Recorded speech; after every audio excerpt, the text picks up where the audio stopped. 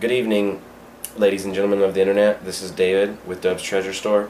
Again, I was following up on my radio syndication about enhancing your fish tank aquariums and establishing a nice ecosystem in them with live aquatic vegetation. Alright, a little bit of unfortunate news. I took all the care last night while I was making the first fish broadcast last night to really break down my 3 small fish tanks nicely clean, and this morning when I was cleaning the most expensive one, the big 3.5 gallon one, I broke it. So I have all the original packaging, all the lids and stuff, and I cracked it in the back all the way down the middle. So now I can't sell that because all I got's the lid and the special lighting and the filtration system, which really sucks because it was a nice tank. But okay, so anyways, moving on. This is my new tank. My new tank here. Give us a zoom in on it. This is a 10-gallon tropical aquatic aquarium. I've only got one piece of live aquatic plant in it, and it's a very flourishing and nice aquatic plant though that I've been working on really growing well. It was just a little wee tiny thing, like yay big when I first got it. So as you can see, I put about 4 inches, which was for me I think about 6 pounds of rock in this tank. I did blue and black rock, and you can still see this little blue line under here. That's the under gravel filtration system. And I brought in some aquarium pieces from both of the larger 2 small aquariums that I had. And anyways, I feel like it came out really good. Keeps sinking. And what I wanted to do, I have a new director. My little nephew is not here tonight, so I've got another person helping me direct, but I'm going to take over. Anyways, this is the 10-gallon aquarium. Now, as you can see, let me tighten this up. As you can see, I put 2 thermometers in here. One here and one here. That's just to give me the most accurate temperature reading that I can get, since I don't have any outside thermometers like I showed you on my 20-gallon. So I get a temperature gauge reading of one way deeper down and one up, and then I've got a third floating thermometer like that I'm gonna put in the back, so that I've got the temperature gauging the water in the front and the water in the back, even though most of the time it's gonna be very similar. I just want to be accurate as possible. And look how pretty and clear that came out. Now the reason, I'm gonna zoom all the way out. See, the reason why the lighting is only in this area is, again, because I bought only one light bulb. I thought it would come with like some cheap lights until I could afford another nice grow light. But anyways, so right now that lid has only got 1 bulb in it, and I'm gonna have to put a second one in there. And when I put the second one in there, it'll really brighten it up.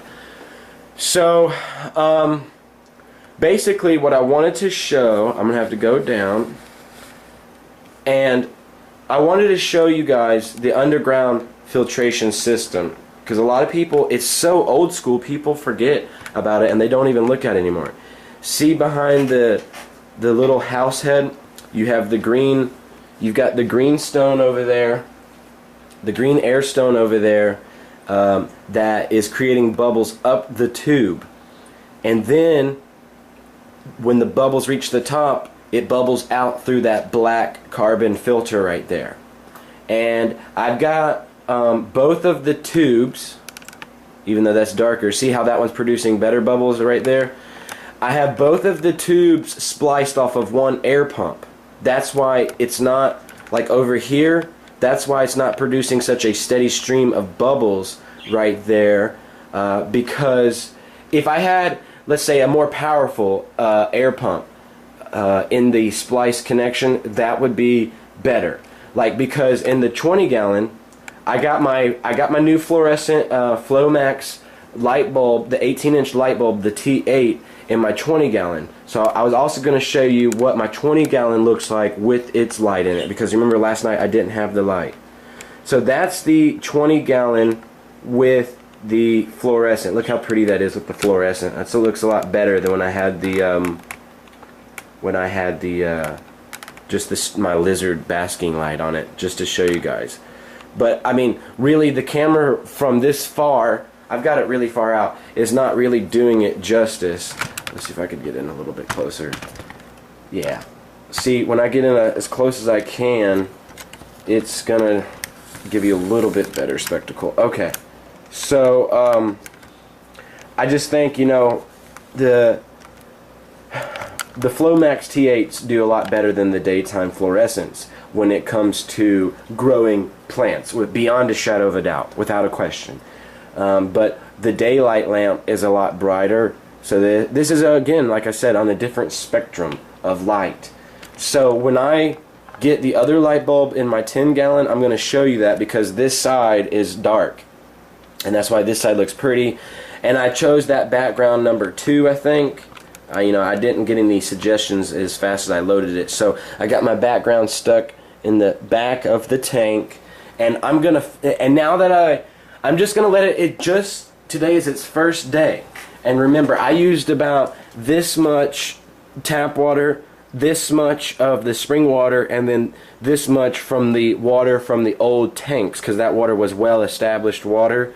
And so what I'm waiting to do is for the tank to really establish itself. Give it another 3 or 4 days, and then throughout this week and next week, I'm going to really fill it up with more vegetation or more aquatic plants than I have in here. And this time I'm gonna go away from the regular pet store aquatic plants. I found this place where I can get some really unique tropical plants, and so because most of all of these that you see are really plain Jane freshwater plants. So the next time I show you the aquatic vegetation in this 10-gallon, it's going to be tropical vegetation, because both of these tanks are now brackish water. Like I fixed this one, you know, because they're both tropical fish. Guppies and the tetras are both tropical fish. It's just one is semi-aggressive and one's really not that aggressive. And it seems like my guppies are so much happier being in a bigger tank now. Like, for example, like I got this little red male. He's not harassing the females like he was as much. Like, he's exploring around, and I guess, you know, they can go deep. They can go deeper. So, you know, I'm sure they feel a difference in the water pressure. And I'm gonna take my camera off my tripod. So hold on, it's gonna be a little bit shaky here. Bear with me. So let's get in there. I still haven't moved the other 3 guppies from my 1-gallon tank yet, but I put my beta in here. Remember, the only thing I'm gonna have for sale now on eBay, since I broke my 3.5-gallon acrylic aquarium, is the 1-gallon beta, the triangular beta tank that I showed you, and the 0.5-gallon one that I have with my other 3 guppies in it. But I might just keep that half-gallon, because I'm gonna put the baby female, that's my next generation baby female that, you know, I raised from day 1, and the male in here, and leave that pregnant female over there. But here's that dragon-tailed female beta down here at the bottom of the tank. And like I told you, guppies usually like stay at the top, because remember when I was showing you the mesh breeder and the plastic breeders, they usually have, for some reason, that's just how guppies are. Like on my 20-gallon, the neons and the tetras, they stay deeper. See, like when I had the guppies in here, they would always stay up here, and then the more aggressive fish stay down at the bottom. It's just interesting to note. So it did shock the crap out of my fish. I noticed that. I mean, not bad, because I was ready for, I know how to transition these fish, but look at that one. She's fat and pregnant, and she's about to bust, and she's like right on top of that filtration system right there. Like, it looks like she's in front of it, but really she's right on top of it. That's just the refraction of the glass and the water. But see how that bubble system is working? Let's pull it out a little bit. Well, that is creating, it's bubbling up those tubes and filtering through carbon, which that helps keep your water crystal clear, and then it's creating a circular motion here. And I know it because I put my finger in it, I felt it. And then there's a circular current coming down through the rocks. And as you can see, I got this little bit of blue strip right here. That's the undergravel filtration. And I've got a lot of rocks in this tank compared to my 20 gallon. Like, see, the rocks in my 20 gallon is a little bit less, like maybe a half an inch to a quarter inch to a half inch less rock than in my 10 gallon, because I'm going to get some really expensive plants in here, and I'm going to want them to really get a good rooting system in the underground filtration. And see, I got to get a new air pump. If you start doing splicings like I did, like I've spliced all the air stones, three tubes, 3 air stones off of one 10-gallon air pump. It's not enough.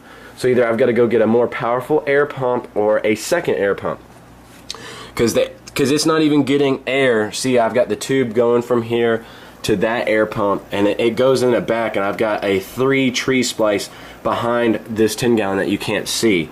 So the air pump has enough power to pump air to these 2 air stones, but and I had to have it going down, and it used to in the old setup when I had the small tank set up, but now it's not even pumping enough air to get to this air stone. And my 20 gallon has got to have the air stone oxygenation.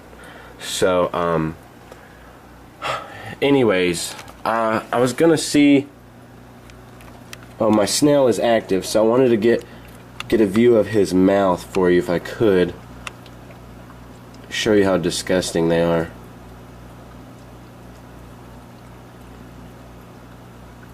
That's his head right there. Oh yeah, look. See if I can get a good zoom in on it.